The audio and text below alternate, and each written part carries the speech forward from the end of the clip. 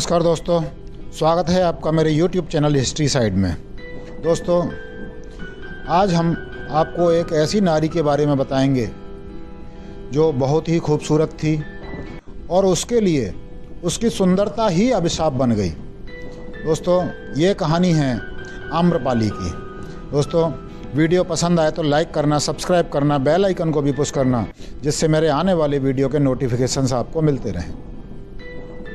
दोस्तों, नगरवधू आम्रपाली इतिहास के पन्नों को पलटकर देखें तो उसमें एक बेहद खूबसूरत नारी का जिक्र होता है। उसकी बड़ी बड़ी आँखें, उसके चेहरे की सुंदर काया और शरीर की आकर्षक बनावट को जो कोई देखता वो उसमें खो जाता था।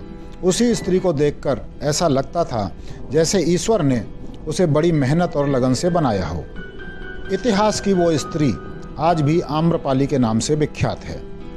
हर नारी की खूबसूरती उसके व्यक्तित्व में चार चांद लगा देती है, लेकिन आम्रपाली के साथ आखिर ऐसा हुआ कि उसकी सुंदरता ही उसके लिए अभिशाप बन गई। एक नारी की खूबसूरती को बड़ी कीमत चुकानी पड़ी। आम्रपाली को नगरवधू यानी वेश्या बनने के लिए मजबूर होना पड़ा। आम्रपाली बचपन से ही बहुत खूबसूरत थी।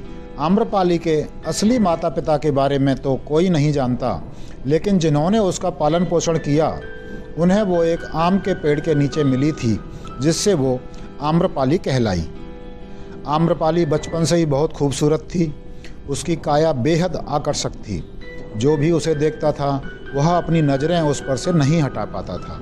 आम्रपाली जैसे जैसे बड़ी हुई उसका सौंदर्य चरम पर पहुंचता गया, लेकिन उसकी यही खूबसूरती, उसका यही आकर्षण उसके लिए श्राप बन गया। हर कोई नारी की खूबसूरती का दीवाना होता है। ये आम्रपाली की खूबसूरती का ही कमाल था कि वैशाली का हर पुरुष उसे अपनी दुल्हन बनाने के लिए बेताब रहने लगा। लोगों में आम्रपाली के लिए दीवानगी इस हद तक थी कि वो उसको पाने के लिए किसी भी हद तक जा सकते थे। लोगों की इस दीवानगी को देखकर उसके माता पिता घबरा गए, क्योंकि वो जानते थे कि आम्रपाली की शादी किसी एक से कराई गई तो बाकी के लोग उनके दुश्मन बन जाएंगे और आम्रपाली को पाने के लिए वैशाली में खून खराबा हो जाएगा। इसी समस्या का हल खोजने के लिए एक दिन वैशाली में सभा आयोजित की गई। इस सभा में मौजूद सभी पुरुष आम्रपाली से विवाह करना चाहते थे, जिससे कोई फैसला करना बेहद मुश्किल था। अंत में जो फैसला लिया गया उसकी कल्पना आम्रपाली ने सपने में भी नहीं की थी। सभा में सर्वसम्मति से पास हुआ कि आम्रपाली को नगरवधू यानी वेश्या घोषित कर दिया जाए। इसलिए किया गया क्योंकि सभी जन वैशाली के गणतंत्र को बचाकर रखना चाहते थे।